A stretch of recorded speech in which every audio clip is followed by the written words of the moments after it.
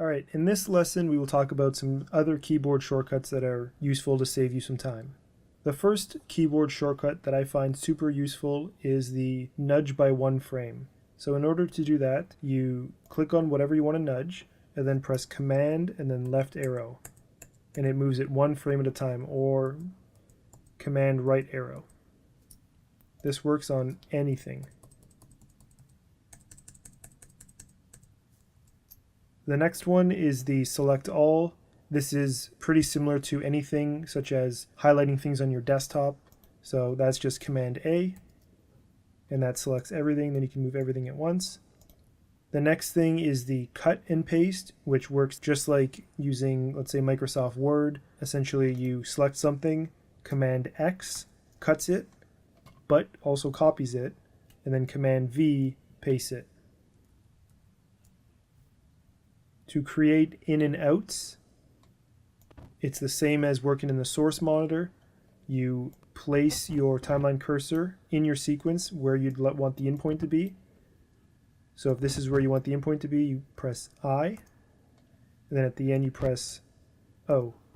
This is the area that will be exported when you go to File, Export Media. Another super useful command is pressing A on your keyboard, which brings up this tool called Track Select Forward tool. This tool is super useful because let's say you just wanted to move everything after this clip.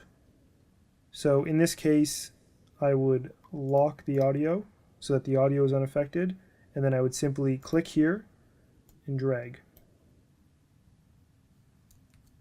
Or click here and drag. Anywhere you click, it highlights everything after. And if you press Shift plus A, it'll do the opposite, anything before that. So let's press V to go back to our regular tool, Command S to save, and we'll adjust this to show the rest of the tools.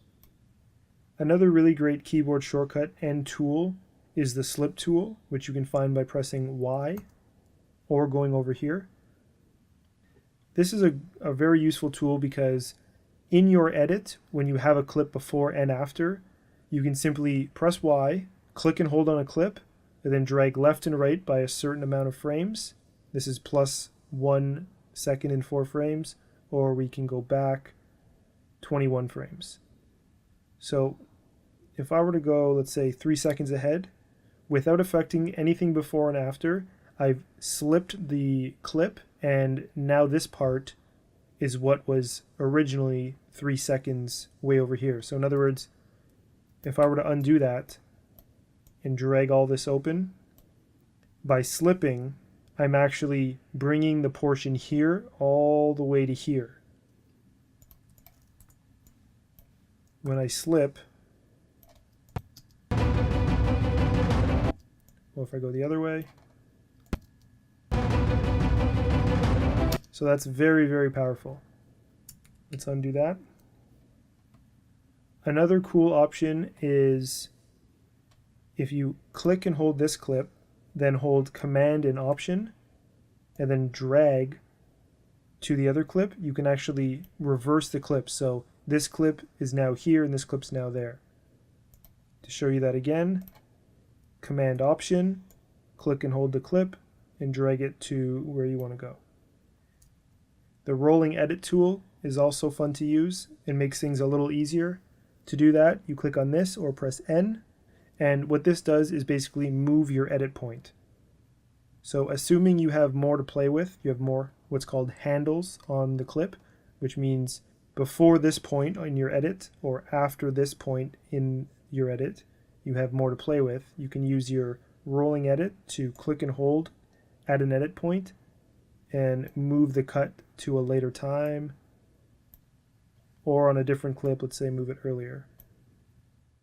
Okay, so in this timeline we have a whole bunch of clips, and the first one being this close-up of a leaf with a blue background.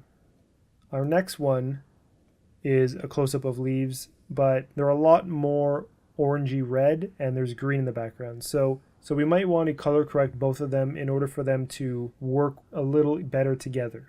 So to do that, let's clear our search bar here. We can go into Video Effects, into Color Correction, and then there's two that I normally use.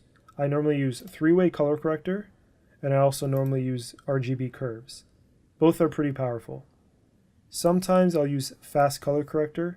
However, the three-way color corrector does everything this does and more. So let's apply a three-way color corrector to this clip. By default, it does nothing. And on this clip, let's do the same thing. Okay. On this clip, our goal is to make this a little more orange. So how we do that is in our mid colors, we can take this and push that a little more orange, just a bit. So if we cycle the effects here on and off to show you what it does, it just adds a little bit of orange to the mids in this clip. Okay, if we compare that to this, it's a little closer. Now in this one, we'll do the opposite. We'll take the mids and we'll go towards the blue a little bit. And because this is a darker clip, we can actually do it a bit on this side too, in the darks. Okay, and then what we can do is brighten up the overall clip by taking the mids in the input levels and just going up just a bit.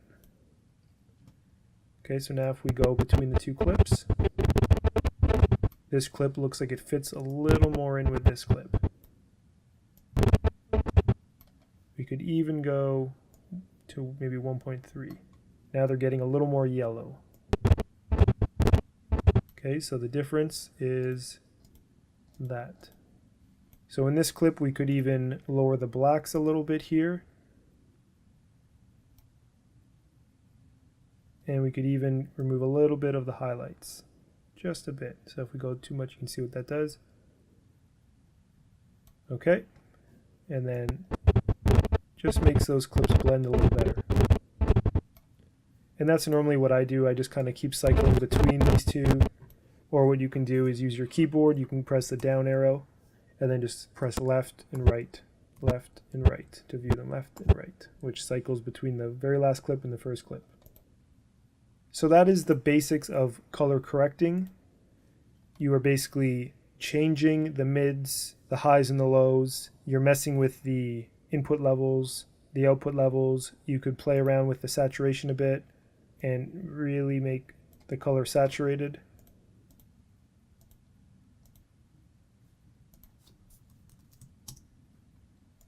You can go to this clip and do the same thing if you wanted. You can go to, let's say, 150 to push the colors a bit. Now 150 is actually quite a bit, so maybe 130 is about the most I do. So color correcting is essentially just correcting the clips so that they sit better together in an edit when they're, back to back. Color grading, however, is not necessarily correcting any footage, but it's actually adjusting the overall color to give it a look.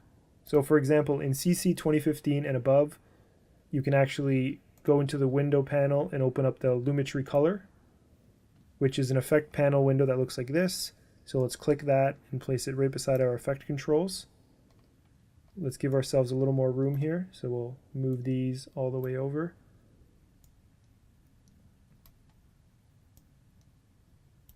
Okay, and for the purposes of this, I will show you what color grading can do on a raw clip without color correction. So let's remove the color correction. And inside our Lumetri controls, there's a whole bunch of settings. We have basic, creative curves, color wheels, vignette, and this is very, very powerful. So under basic correction, we can mess with the color temperature. We can make it more blue or more orange. We can play with the tint, and we can get some really cool looks very quickly just by doing that. We can play around with the exposure of the clip. Now, it's important to understand that when it says exposure, it doesn't mean that we are changing the actual exposure of the recorded clip as if it was a raw clip. This just means we're changing essentially the ISO, but we're doing it post So this isn't actually changing it as if it was on the fly recording. So I actually think that the exposure control here actually does a pretty good job. I think it does better than adjusting, let's say, the brightness or working in the three-way color corrector and adjusting the input or output levels. Okay, so if we want it to be a little brighter, we can make it brighter or darker. So for this, we'll keep it about 0.1. We can add contrast or remove contrast. I normally like to punch the contrast just a bit, around 10. Highlights, again around 10. Shadows, I think it looks a little nicer at -10. Whites, I think maybe around there. The black levels, we'll try that. And the overall saturation, I wouldn't worry about this too much, maybe 104 at most. And then when you start changing the first setting in your Lumetri color panel, it automatically adds Lumetri color as an effect in your effects controls panel. You can make changes here, I just find it easier here. So that's in the basic tab. You can go to the creative and further add some more stuff such as sharpen. You can add a ton of vibrance, ton of saturation. You can do tint balance depending on working with these. And you can also add the look of faded film. Really powerful stuff. Okay, so that's basically using Lumetri color as a way to color correct. Now, if you want to add different looks and apply different Lumetri, what's known as LUTs, we can use some different ones here or use our own. So, for example, we can go to the Amira. We can go to, let's say, Canon 1D or the Phantom, S-Log 3, or we'll set it to none and we can go to the creative and then check out some of these creative ones such as Gold Heat or Neutral Start. And they're just like some really, really cool ones here. I kind of like that one, Cinespace. And then if you wanted, you can, do the intensity to kind of knock it off just a bit or a ton more. So this could be great for show intros, intro sequences, just any effects throughout your edit that you want to add a little bit of production value to, make it seem a little more not so raw.